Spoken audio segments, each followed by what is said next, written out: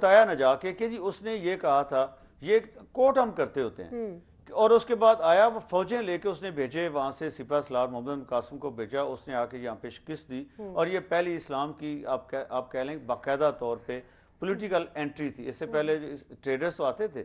تو آج کے دور میں کوئی محمد بن قاسم نہیں ہے.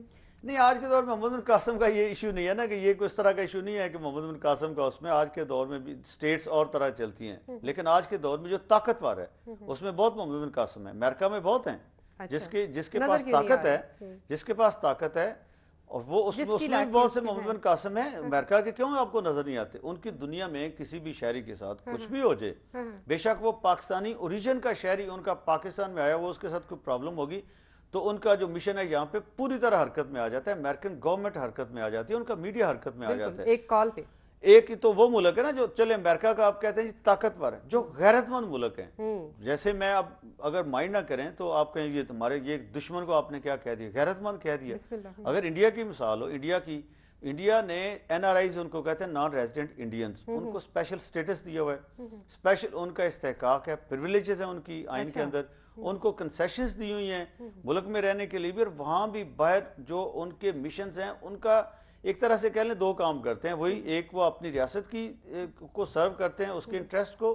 دوسرا وہ وہاں پہ جو این آر آئیز ہیں ان کے، وہ پوری طرح پورے کے پورے ڈیووٹڈ، ڈیڈیکیٹڈ، کمیٹڈ ان کی سروس کرتے ہیں. ان کا کوئی مسئلہ کسی طرح کا بھی ہو وہ ان کو سالو کرتے ہیں، اور بڑا پرو ایکٹیولی سالو کرتے ہیں. وہاں پہ جتنی ان کی ایکٹیویٹیز ہوتی ہیں کمیونٹی کی، اس کو وہ آرگنائز کرتے ہیں، ان کے مسائل کو حل کرتے ہیں. وہاں پہ ٹریڈ کو پروموٹ کرتے ہیں، وہاں پہ جو ریمیٹنسز ہیں ان کو مینج کرتے ہیں، ان کے لیے لیبر مارکیٹ میں جگہ تلاش کرتے ہیں، ان کو سیٹل. یہ سارے کے سارے کام. ساتھ ہی اگر کوئی لیگل پرابلم کسی کو ہو جاتا ہے یا کسی کو جان کو خطرہ ہو جاتا ہے، وہاں پہ کسی کے ڈاکومنٹس کی پرابلم ہو جاتی ہے، یہ سارے کے سارے مسئلے بھی وہ حل کرتے ہیں. تو یہ دنیا میں جو بھی قومیں ترقی کرنا چاہتی ہیں ان کو یہ چیزیں اپنانا پڑیں گی. ادروائز دیکھیں دنیا میں اب کوئی ملک آئسولیشن میں تو نہیں رہ سکتا، بالکل نہیں رہ سکتا. ایسا تو نہیں ہو سکتا نا. اس کے لیے تو پوری ایک ورلڈ کمیونٹی ہے نا. اس کمیونٹی میں آپ کا جو سب سے بڑا، میں کہہ رہا ہوں کہ جو آپ کا جو ارننگ ہینڈ ہے وہ بھی وہی ہوں.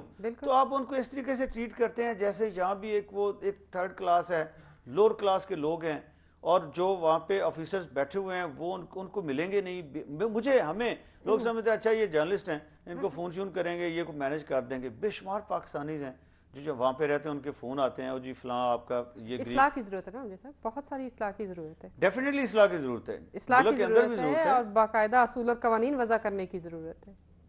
اصول و قوانین تو ہیں، دیکھیں یہ ویلیوز ہمیشہ ہوتی ہیں، اصول اور قوانین ذمہ داری وہ سارا کچھ ہے، عمل درآمد کیا جا رہا ہے، باقی تو سب کاغذی کتابی باتیں ہوئی. نہیں تو کتابی قانون ہوتے ہیں نا، اصول و قوانین سارے کتابی ہوتے ہیں، اور جو بھی ویلیوز ہیں ان کا بھی پتہ ہوتا ہے، جو ان کی ڈیوٹیز ہیں.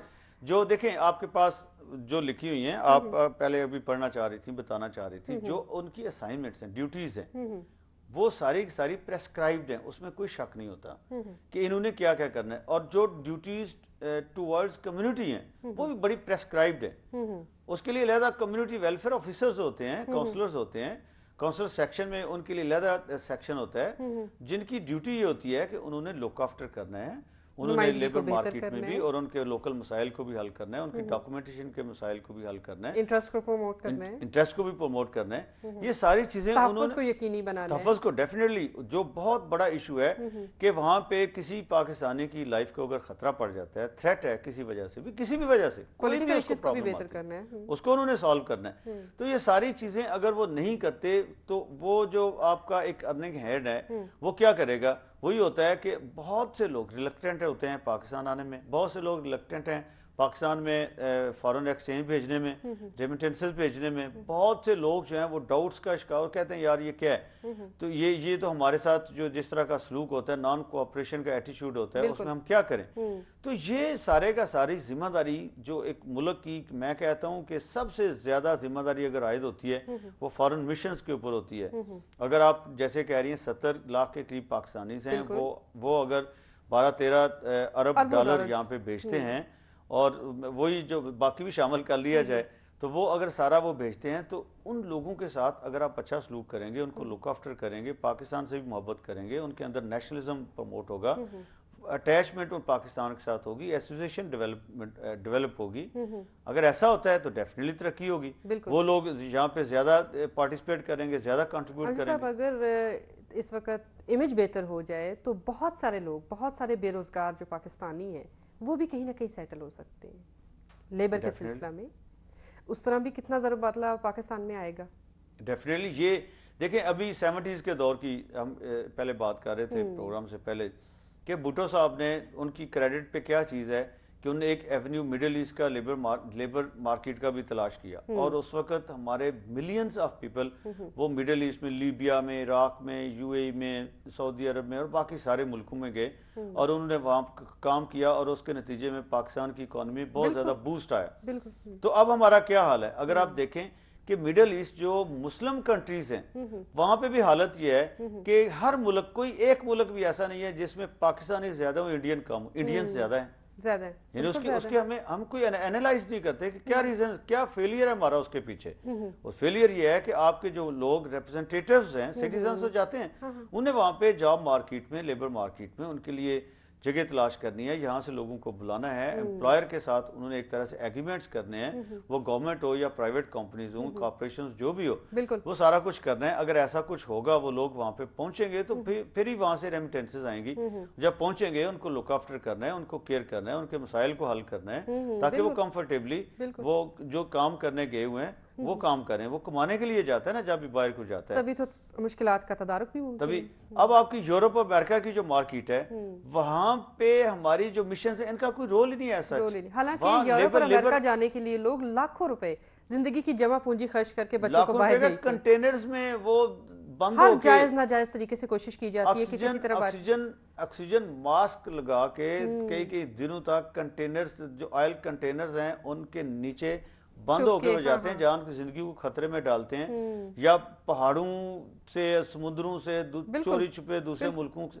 تو وہاں کی جو جاب مارکیٹ ہے وہاں پہ کبھی ہمیں پتہ چلا ہے کہ ہماری جو مشنز ہیں انہوں نے بھی کوئی یہاں پہ اشتہار دیا ہو کہ جی ہمیں اتنے ڈاکٹرز چاہیے, پروفیسرز چاہیے, انجینئرز چاہیے, ٹیکنیشینز چاہیے.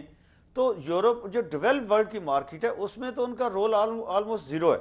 ہمارے جو مشنز ہیں, حالانکہ ہر جو آپ کا مشن ہے اس میں لیبر تاشی یا لیبر منسٹر وہ بھی ہوتا ہے, کمیونٹی ویلفیئر والے ہوتے ہیں, ان کا کام ہی یہ ہوتا ہے. تو ایشو یہ سارے کا سارا جو ہے اس میں اصل میں جو ہے میں یہ سمجھتا ہوں کہ بڑے افسوس کی بات جو یہ ہے جو جمیل فخری صاحب کے اس مسئلے کی وجہ سے اور ہائی لائٹ ہوتی ہے, اور جس پہ بہت زیادہ کنسرن کی ضرورت ہے, وہ یہ ہے کہ آپ کا ملک کا بہت بڑا, بہت میجر پرابلم سالو ہو سکتا ہے صرف یہ آپ اپنے فارن مشنز کو ٹھیک کر لیں. اور اچھے اگر پولیٹیکل اپائنٹمنٹس بھی کرنی ہے تو حسین حقانی صاحب جیسے لوگوں کو لگائیں, ٹھیک ہے, جو مطلب کام کریں, محنت کریں, لیکن یہ ہے کہ ساتھ ان کے جو سٹاف آپ دے رہے ہیں وہ بھی ایسا سٹاف دیں جو یعنی جس کی گردن میں سریا نہ ہو, وہ سپورٹو ہو. ایک بندہ یعنی سیملرلی وہ کہہ رہے ہیں پروڈیوسر صاحب پروگرام کو بند کریں, لیکن یہ ہے کہ اس کے لیے میرٹ.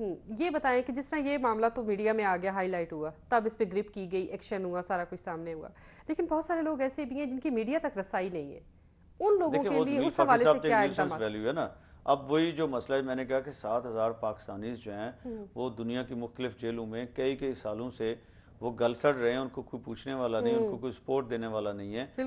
تو یہ مسئلہ جو ہے وہ ہائی لائٹ تو ہوتا ہے, اس کے نتیجے میں ایٹ لیسٹ یہ ہوا اگر وہ میڈیا میں آ کے بولے ہیں تو باقی لوگوں کی طرف ہی ہمارا مقصد بھی پروگرام کا یہ ہے کہ توجہ دی جانی چاہیے, اور ان کو جو مشنز ہیں وہاں پہ ان کو اکاؤنٹیبل ہونا چاہیے, اور ان کو باقاعدہ ایک طرح سے میں سمجھتا ہوں کہ ٹریننگ میں تو سب کی ہوتی ہے نا, ان کے اندر نیشنلزم, نیشنل اسپرٹ انفیوز کرنے کی ضرورت ہے, انجیکٹ کرنے کی ضرورت ہے, اور ان کو احساس اپنی ذمہ داری کا ہو کہ وہ کتنا بڑا کام ہے. اگر وہ صحیح طریقے سے کریں گے تو پاکستان کس طرح اپنے پاؤں پہ کھڑا ہو سکتا ہے. بہت شکریہ امجد صاحب.